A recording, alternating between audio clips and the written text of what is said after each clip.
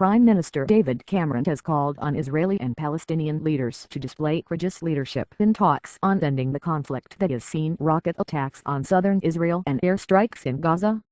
At his weekly Commons Question session on November 21, 2012, Mr. Cameron said, "While we all want this process and we all want this peace, in the end peace can only come about by Israelis and Palestinians sitting down and talking through the final status issues. They have to discuss borders, Jerusalem, refugees. In the end, as President Obama is fond of saying, and I would agree with him, we cannot want this more than they want it." Labor leader Ed Miliband told MPS, "This week has shown us once again that there is neither peace, nor peace process." The exchanges came after at least 10 people were reportedly injured in an explosion on a bus in Israel's commercial capital, Tel Aviv. Mr. Miliband said, "The reality is that the international community does bear some responsibility for the abject failure of having those meaningful negotiations, 9 years on from the promise of the road map for peace." He urged the PM to back the Palestinian Authority's bid for enhanced status at the United Nations.